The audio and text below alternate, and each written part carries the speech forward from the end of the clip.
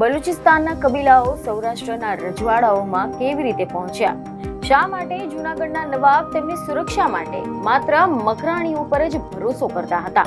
અને કોણ હતા એ કાદુ મકરાણી કે જેને બ્રિટિશ સલ્તનત અને જૂનાગઢના નવાબની ઊંઘ હરામ કરી દીધી હતી?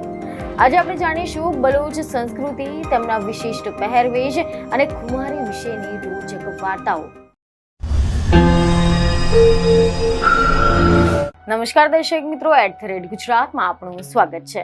સૌરાષ્ટ્રની ધરતી પર અનેક જાતિ, સંસ્કૃતિ અને ઇતિહાસના તંતુઓ એકબીજામાં ગુમ થઈ ગયા છે. અહીંયા દરેક ગામ, દરેક કિલ્લો અને દરેક રસ્તો કોઈને કોઈ અજાણી કહાની સંભળાવે છે. પરંતુ આ બધાની વચ્ચે એક એવી કોમ છે કે જે અહીંયા સદીઓથી વસે છે, છતાં પણ આજે ઘણા લોકો માટે એક રહસ્ય જેવી છે. જેથી આજે આપણે એક એવી કોમની વાત કરવા જઈ રહ્યા છે કે જેના લોહીમાં બહાદુરી છે, જેના અવાજમાં સિંહની ગર્જના છે અને જેના ઇતિહાસમાં વફાદારીના અજોડ ઉદાહરણો છુપાયેલા છે. આ વાત છે બલોચ લોકોની. એક એવો સમુદાય કે જે મૂળ ભારતના નથી, જે સેંકડો માઇલ દૂર આવેલા બલુચિસ્તાનના રણ અને પહાડોમાંથી આવ્યા હતા. પરંતુ આજે તેઓ શુદ્ધ કાઠિયાવાડી લઢણમાં વાત કરે છે અને ગુજરાતની ધરતીને પોતાની માતૃભૂમિ માને છે. જ્યારે આપણે જૂનાગઢના નવાબી શાસનનો ઇતિહાસને ઉકેલીએ છીએ ત્યારે મકરાણીઓના ઉલ્લેખ વગર એ ઇતિહાસ અધૂરો લાગે છે. બલુચિસ્તાન જેવી દૂરની ધરતી પરથી આવીને જૂનાગઢ અને સૌરાષ્ટ્રમાં વસેલો આ સમાજ માત્ર સ્થળાંતરની કહાની નથી, પરંતુ તે વફાદારી, બહાદુરી, બળવો અને ઓળખ જાળવવાની અનોખી ગાથા પણ છે. કલ્પના કરો કે આજથી 400 કે પછી 500 વર્ષ પહેલા જ્યારે કોઈ આધુનિક વાહન વ્યવહારની વ્યવસ્થા ન હતી, ત્યારે લોકો હજારો કિલોમીટર દૂરથી અહીંયા સુધી આવ્યા હતા. કેમ આવ્યા, કોણે બોલાવીને લાવ્યું અને શું હતું તેમનું કાર્ય? તમે ક્યારે વિચાર્યું છે કે બલુચિસ્તાનના કબીલાઓ સૌરાષ્ટ્રના રજવાડાઓમાં કેવી રીતે પહોંચી ગયા? શા માટે જૂનાગઢના નવાબ તેમની સુરક્ષા માટે માત્ર મકરાણીઓ પર જ ભરોસો કરતા હતા? અને કોણ હતો એ કાદુ મકરાણી કે જેને બ્રિટિશ સલ્તનત અને જૂનાગઢના નવાબની ઊંઘ હરામ કરી દીધી હતી? તો આજે આપણે આ તમામ રહસ્ય પરથી પડદો ઉઠાવીશું અને જાણીશું બલુચ સંસ્કૃતિ, તેમના વિશિષ્ટ પહેરવેશ અને તેમની ખુમારી વિશેની રોચક વાતો. આ પ્રશ્નના જવાબની સાથે આપણે પ્રવેશીએ છીએ એક એવી દુનિયામાં કે જ્યાં રાજાઓ, નવાબો અને લશ્કરો અને લડાઈઓમાં શોરનો અવાજ હતો, કે જ્યાં વિશ્વાસ અને દગો વચ્ચે જીવતા જે લોકો છે તે પોતાના અસ્તિત્વ માટે લડી રહ્યા હતા. ઇતિહાસની ગલીઓમાં ડોક્યું કરીએ તો કેટલાક મીડિયાના અહેવાલોમાંથી એવું જાણવા મળી રહ્યું છે કે આ કહાની શરૂ થાય છે બલુચિસ્તાનથી. આજના પાકિસ્તાનમાં આવેલો આ વિસ્તાર ઐતિહાસિક રીતે એક કઠોર ભૂગોળ ધરાવતો પ્રદેશ રહ્યો હતો કે જ્યાં જીવન સરળ ન હતું. અહીંયા રહેતા બલોચ લોકો પોતાની લડાયક પ્રકૃતિ, જાતિ ગૌરવ અને વફાદારી માટે ખૂબ જ જાણીતા બન્યા હતા અને તેમના માટે માન અને વચન જીવનથી પણ વધારે મહત્વ ધરાવતા હતા. આ જ ગુણોએ તેમને સદીઓથી રાજાઓ અને શાસકો માટે આકર્ષણનું કેન્દ્ર બનાવ્યા હતા. હિન્દુસ્તાનમાં ખિલજી સમયથી લઈને મુઘલ કાળ, મરાઠા શાસન અને પછી બ્રિટિશ સમય સુધી બલોચો અને મકરાણીઓનો સૈનિક, ચોકીદાર અને સુરક્ષા કર્મીઓ તરીકે રાખવામાં આવ્યા હતા, કારણ કે તેઓ નિર્ભય હતા, વફાદાર હતા અને સૌથી મહત્વની વાત કે તેઓ પોતાનું કામ પૂરી નિષ્ઠાની સાથે કરતા હતા. આ લોકો સ્વભાવે અત્યંત જનૂની, શારીરિક રીતે મજબૂત અને વફાદારીના પાક્કા હતા. આ જ કારણ હતું કે છેલ્લા 1000 વર્ષથી પણ ભારત પર રાજ કરનારાઓ તમામ સત્તાઓ, તે પછી ખિલજી હોય, મુઘલ હોય, મરાઠા હોય કે પછી અંગ્રેજો હોય, દરેક મકરાણીઓને જ પોતાના લશ્કરમાં અગ્રીમ હરોળમાં રાખ્યા હતા. હવે પ્રશ્ન થાય છે કે તેઓ ખાસ કરીને સૌરાષ્ટ્રમાં કેવી રીતે આવ્યા? તો તેનો જવાબ મળે છે રજવાડાઓના સમયના રાજકીય સંબંધોમાં. એવા સામે આવી રહ્યા છે કે એવું કહેવાય છે કે જામનગરના જામ સાહેબે સૌ પ્રથમ બલોચોને પોતાના રાજ્યમાં લાવ્યા અને તેમને ઊંચા હોદ્દા આપ્યા, સેનાપતિ બનાવ્યા અને પછી તેમની વફાદારીનો લાભ પણ લીધો. ત્યારબાદ જ્યારે જામ સાહેબ અને જૂનાગઢના નવાબની વચ્ચે સંબંધો મજબૂત બન્યા, ત્યારે જૂનાગઢના નવાબે પણ બલોચોને પોતાના રાજ્યમાં બોલાવ્યા અને આ રીતે બલુચિસ્તાનના મકરાણ વિસ્તારમાંથી આવેલા લોકો એક મોટા જૂથમાં સૌરાષ્ટ્રમાં આવી ગયા અને અહીંયા વસ્યા. અને તેઓ માત્ર નોકરી માટે આવ્યા ન હતા, પરંતુ સમય જતા તેઓ અહીંયા જ બનીને રહી ગયા. ભાષા બદલાઈ ગઈ, પરંપરા થોડીક બદલાઈ ગઈ, પરંતુ તેમની અંદરની ઓળખ અને ગૌરવ યથાવત રહ્યું.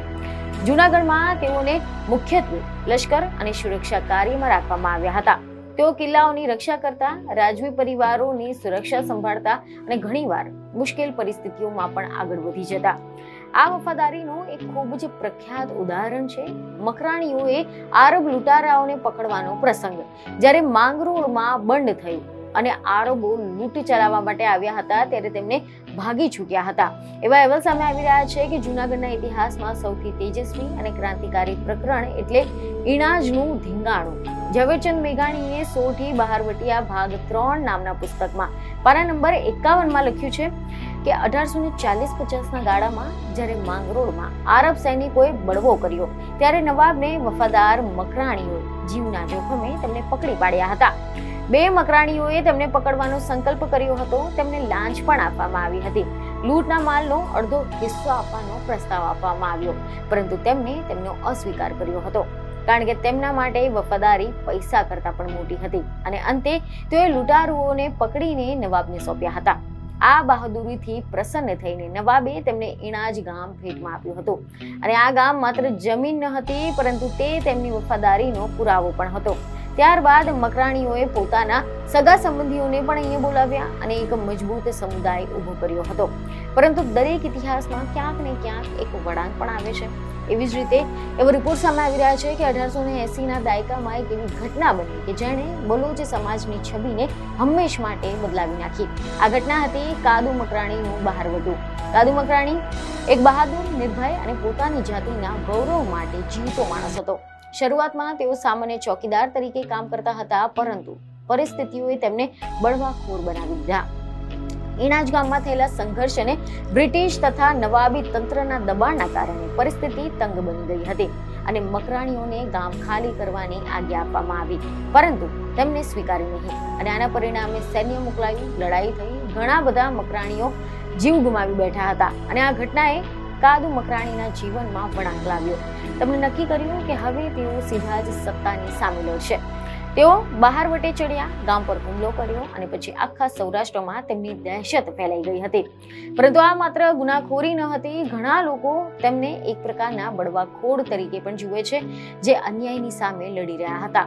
અંતે બ્રિટિશરોએ તેમને પકડી પાડ્યા અને 1887માં કરાચીમાં તેમને ફાંસી આપી દીધી. કાદુ મકરાણીનો અંત આવ્યો, પરંતુ તેમની કહાની આજે પણ જીવન છે. તેમની સાથે તેમના ઘણા બધા સાથીઓ પણ હતા, તે પણ પકડાઈ ગયા. જેમાંથી એક હતા ગુલામ મહદ જમાદાર, જેઓએ શરૂઆતમાં ફાંસીની સજા આપવામાં આવી, પરંતુ તેમની નાની ઉંમર જોઈને સજા ઘટાડવામાં આવી અને પછી તેમને માફી આપી નોકરી પણ આપવામાં આવી હતી. આ ઘટના બતાવે છે કે કેવી રીતે એક જ સમાજમાં બળવો અને વફાદારી બંને એક સાથે જીવતા હતા. ઇતિહાસમાં નામ અમર થયું કાદુ મકરાણીનું. કાદુ મકરાણી એટલે સોઠી બહાવટિયાઓની શાન. જો કે એવા પણ અહેવાલ છે કે ઝવેરચંદ મેઘાણીએ તેમના પુસ્તકોમાં કાદુની બહાદુરીના અનેક કિસ્સાઓનો ઉલ્લેખ પણ કર્યો છે. તે ગરીબોના બેડી હતા, સ્ત્રીઓના સન્માન માટે લડનારા લડવૈયા હતા.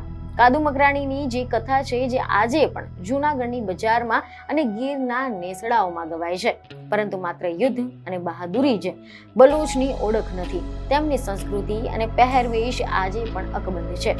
એવા અહેવાલો સામે આવી રહ્યા છે કે જૂનાગઢમાં રહેતા ઘણા બધા બલોચ લોકો આજે પણ ગર્વથી 12 ફૂટ લાંબો પાયજામો, 20 ફૂટથી વધુ લાંબી પાઘડી પહેરે છે. આ પહેરવેશ માત્ર કપડાં નથી, પરંતુ તેમના પૂર્વજોના ગૌરવની નિશાની છે. ભલે આજે તેઓ પેન્ટ ટી-શર્ટ પહેરીને સામાન્ય નોકરી કરતા હોય, પણ જ્યારે પણ સામાજિક પ્રસંગો આવે ત્યારે આખી કોમ ફરીથી પોતાના પરંપરાગત બલુચી અવતારમાં સજ્જ થઈ જાય છે. અને તેમની બોલીમાં કાઠિયાવાડી છાંટા પણ જોવા મળે છે, પરંતુ દિલમાં બલુચી તેમની બોલીથી અલગ અલગ તેમની બોલીમાં આજે કાઠિયાવાડી છટા જોવા મળે છે, પરંતુ દિલમાં બલુચિસ્તાનની ગરમી છે. જો કે તાજેતરમાં ધુરંધર જેવી ફિલ્મમાં બલુચ સમુદાય વિશે જે ગેરસમજ ઊભી કરવામાં આવી હોવાના આક્ષેપની સાથે જૂનાગઢના મકરાણીઓએ કડક વિરોધ નોંધાવ્યો હતો. એવા અહેવાલ સામે આવી રહ્યા છે કે તેમનું કહેવું છે કે અમે વફાદાર છે, દેશદ્રોહી નથી. ઇતિહાસ સાક્ષી છે કે બલોચ લોકોએ ક્યારેય પણ પીઠ પાછળ ઘા નથી કર્યો. આજે ગુજરાતના 32 જિલ્લાઓમાં ફેલાયેલા આ 10 લાખથી વધુ સમાજ ખેતી, પશુપાલન અને કાયદાના ક્ષેત્રમાં આગળ વધી રહ્યો છે. શૂન્ય પાલનપુરી અને ખલીલ ધનતેજવી જેવા મહાન કવિઓ આ જ કોમનું સંતાન છે કે જેમણે ગુજરાતી સાહિત્યને સમૃદ્ધ કર્યું છે. આમ જૂનાગઢના બલોચ લોકો એટલે વફાદારી, બહાદુરી અને સાંસ્કૃતિક વારસાનો અદ્ભુત સંગમ, જે મકરાણના રણમાંથી નીકળીને ગિરનારના ખોળે વસી ગયા અને ગુજરાતી અસ્મિતાનો અભિન્ન અંગ બની ગયા. તેમનો ઇતિહાસ આપણને શીખવે છે કે દેશ અને ધર્મ ભલે અલગ હોય, પરંતુ વફાદારી અને ખુમારી હંમેશા માણસની અસલી ઓળખ હોય છે. કાદુ મકરાણીથી લઈને આજના વકીલો અને અધિકારીઓ સુધી બલોચોનો આ પ્રવાસ ખરેખર પ્રેરણાદાયી છે.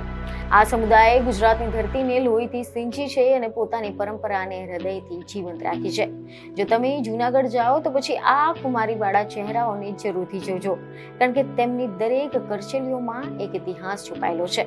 તો આશા છે કે અમારા દ્વારા આપવામાં આવેલી આ માહિતી તમને મહત્વની લાગી હશે, જેથી અમારા વિડીયોને લાઈક અને શેર જરૂરથી કરજો. આની સાથે જ તમને એ પણ જણાવી દઈએ કે અમારા દ્વારા આપવામાં આવેલી આ સમગ્ર માહિતી એ માત્ર ને માત્ર કેટલાક મીડિયાના અહેવાલો પર આધારિત છે, જેની લોકસત્તા કે લોકસત્તા જનસત્તા પુષ્ટિ કરતું નથી.